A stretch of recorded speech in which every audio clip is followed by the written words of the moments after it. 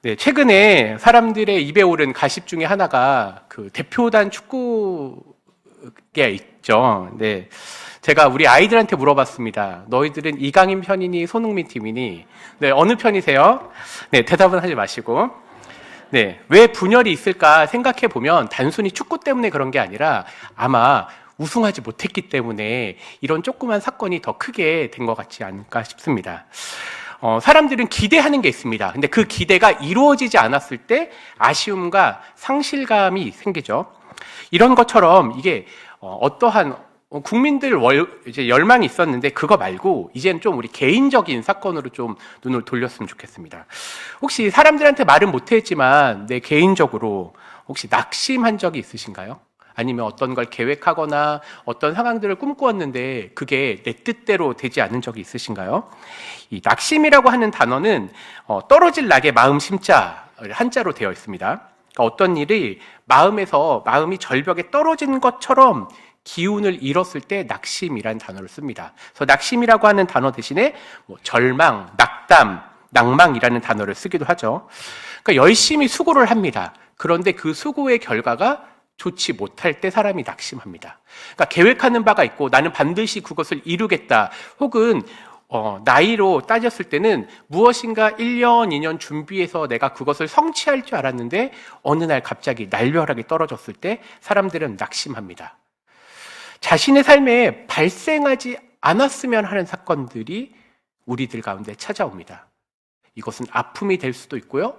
전혀 생각하지 못한 아니면 어떤 경제적인 어려움이 있을 수 있습니다.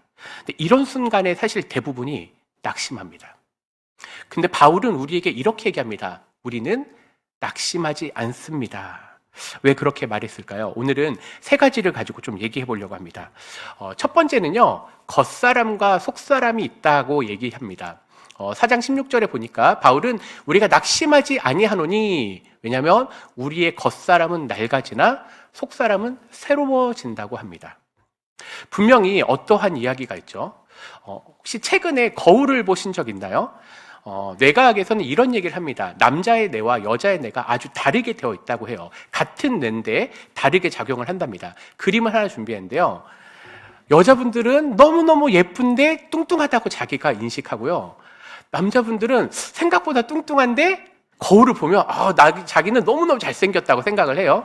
이게 남자의 뇌와 여자의 뇌가 다르다는 겁니다. 분명히 우리는 겉사람과 속사람이 달라진다는 거예요. 특별히 이 겉사람 얘기를 하면요, 시간이 지나면 지날수록 우리는 노화라는 게 진행이 됩니다. 분명히 몸이 예전과 같지 않습니다. 그렇다 보니까 사람들은요, 점점 내가 나이가 든다라고 생각이 들 때 슬픔도 찾아오고요. 때론 이게 낙심까지 오는 것 같습니다. 그래서 사람들은 내가 예전과 좀 다르다라고 하는 겉사람에 집중할 때, 그런데 바울은 그것 때문에 낙심하지 말고 우리의 속사람을 보라고 합니다. 그러니까 우리가 거울 앞에 섰을 때 하나님께서 나를 얼마나 지켜주셨는지 과거를 감사하게 해석하는 거죠.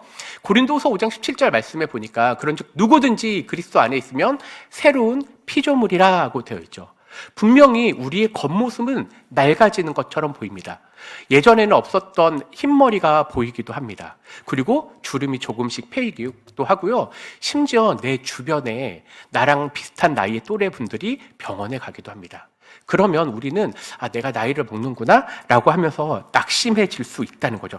그런데 바울은 그러한 시간의 흐름을 거절하는 게 아니라 그럼에도 불구하고 우리가 집중해야 될 건 바로 속사람이라고 하는 거예요. 근데 이 속사람이 왜 그렇느냐 하니까 우리가 새로운 피조물이기 때문에 그래요.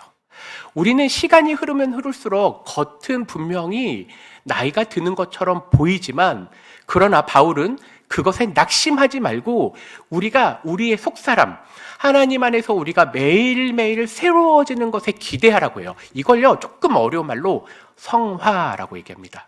즉, 나이가 들면 들수록 하나님 뜻에 내가 조금 더 순종해야 되겠다. 이전과 죄와 싸웠던 모습이 아니라 어떻게 하면 하나님 말씀에 더 순종하며 새로워지는 삶을 살 것인가, 거기에 집중하라는 거죠. 그래서 우리는요, 어떻게 고백해요? 나는 죽고 예수로 사는 사람이 되는 거예요. 이게 바로 새로운 피조물인 거죠. 또 이거는 말씀뿐만이 아니라 요즘 내과학에서도 이런 얘기를 합니다.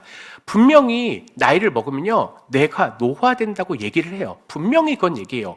그런데요, 뇌가 단순하게 늙어가는 것뿐만이 아니라 여전히 뇌는요, 새로운 자극을 주면 계속해서 새로워진다고 얘기를 해요. 그러니까 이게 과학에서 발견했던 것처럼 분명히 하나님은 우리들 가운데 분명히 시간은 흐르지만 무엇인가 새로운 거, 요건 세 번째 때 얘기해 드리겠습니다.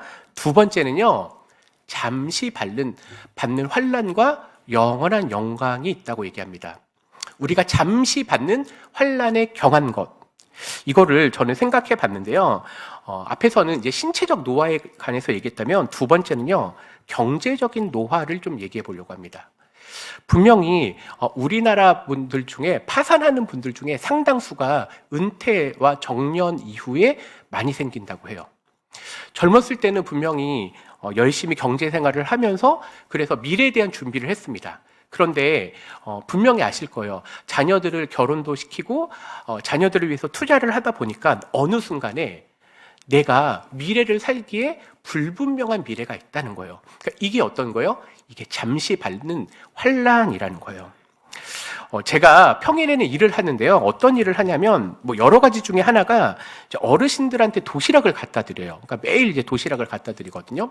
근데 이제 그분들 중에 상당히 보면요, 제가 되게 다양한 집들을 가요. 우리가 뭐 보는 아파트 같은 것도 되고 아주 조그마한 집, 뭐 조그만 집도 아니고 고시원 같은 데도 가게 됩니다. 사실 저는 매일 그걸 보면서 나이 드는 게 분명 무엇일까 생각합니다. 분명히 내가 살았을 때는 평생 잘 산 것 같은데, 내가 가족들도 돌보고 교회에서 열심히 봉사한 것 같은데 어느 순간 내 미래가 불투명하게 보일 때가 있다는 거예요. 그러면 어떻게 되죠? 그럴 때 낙심이 찾아옵니다.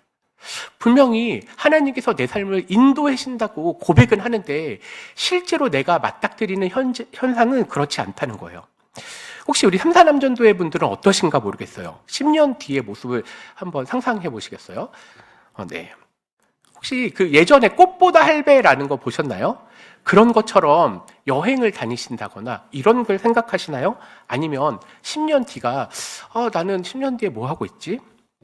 맞아요. 이런 상황 속에서 우리가 복잡하거나 어려울 때가 있어요. 그런데 오늘 말씀은요, 이걸 뭐라고 표현했냐면요, 잠시 받는 환난이라는 거예요. 그러니까 이 땅의 것에 집중을 하다 보면요, 우리는요 분명히 어려움이 있어요. 아니, 이렇게 얘기할게요. 이 땅에서 환난은 당연히 찾아온다고요. 근데 그 환난이 어때요? 잠깐이라는 거예요. 우리가 요즘에 계시록을 듣죠. 계시록 말씀에서도 하는 게 뭐예요? 한때 두때 반때라고 하는 건 우리가 이 땅에 살면 누구나 다 환난을 당할 수 있다는 거예요. 그리고 어떤 분들은 매우 아프기도 하고 경제적으로 어려움을 당할 수도 있고 내 계획대로 되지 않을 때가 있어요. 그러면 실제로 낙심뿐만이 아니라 시험이 듭니다. 믿음의 공격이 들어온다는 거예요. 그런데 그럴 때 우리가 집중해야 될 것, 우리가 바라봐야 될 건 뭐냐라고 할 때 지극히 크고 영원한 영광에 중한 것이라고 되어 있어요. 그러니까 우리가 살면서 이렇게 얘기하셔야 돼요. 스스로 분명히 어떤 어려움이 올 때 시험이 오거든요. 낙심할 때 시험이 오거든요. 근데 그때 좌절하지 마시고 이거는 아주 잠깐이다는 거예요. 왜냐하면 우리에겐 영원한 게 있기 때문에 그래요. 이제 마지막 걸 한번 볼까요? 우리가 주목해야 될 것이라는 거예요. 자, 앞에서는요, 신체적인 노화와 경제적인 노화도 했어요. 근데 이것뿐만이 아니에요. 사실은 우리 삶 가운데 여러 가지 어려움들이 있어요. 그런데 우리가 주목해야 될 것, 바라봐야 될 거는요, 보이는 게 아니라는 거예요. 분명히 눈에 보일 거예요. 내가 늙어가는 게 보이고 경제적으로나 내 인생의 계획이 생각대로 되지 않는 게 보인다고요. 근데 그 순간에 우리가 주목해야 될 것, 우리가 바라봐야 될 게 뭐라는 거예요? 그건 보이지 않는 영원한 것. 바로 이걸 바라보라는 거예요. 이게 바로 믿음이에요. 바울은 우리가 낙심하지 말 수 있는, 낙심하지 말아야 될 그 이유가 무엇이냐라고 할 때 우리가 이 땅에서의 어떤 어려움과 이 땅의 것만 바라보면 낙심할 수밖에 없는데 우리는 바로 영원한 하나님의 나라를 소망하기 때문에 그래서 낙심하지 말라고 얘기하는 겁니다. 그러면 이제 우리가 이 땅의 것을 바라보지 않고 영원한 하나님 나라를 바라봐야 된다는 건 어떤 말일까요? 저는 이런 말씀을 드리고 싶습니다. 바로 사도행전 2장 17절. 우리 가장 마지막 줄만 읽어볼까요? 시작. 너희의 늙은이들은 꿈을 꾸리라. 아멘. 그렇습니다. 꿈이 있는 자는 늙지가 않습니다. 분명히 어렵고 환난이 찾아올 겁니다. 때로는 내 계획대로 되지 않을 겁니다. 그런데 그러한 순간에 여전히 하나님 나라를 꿈꾸는 자가 있기 때문에 낙심하지 않는다는 거예요. 분명히 이것들이 풀어지지 않지만 그 너머에 영원한 하나님 나라가 있기 때문에 그걸 소망하기 때문에 우리가 살아갈 수 있는 힘이 있다는 거예요.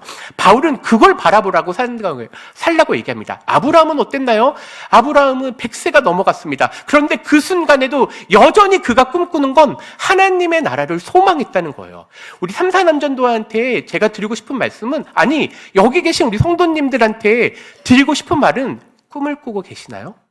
우리 교회를 통해서 이루실 하나님의 나라를 꿈을 꾸고 계시나요? 그냥 우리 교회가 시간이 흐른 것에 만족하는 거 아닌가요? 아니에요. 분명히 하나님은 여전히 살아계시고 우리 가운데 역사하시고 더 큰 꿈을 꾸게 하시는 거예요. 이런 꿈이 있을 때 우리는요, 마음이 흔들리지가 않아요.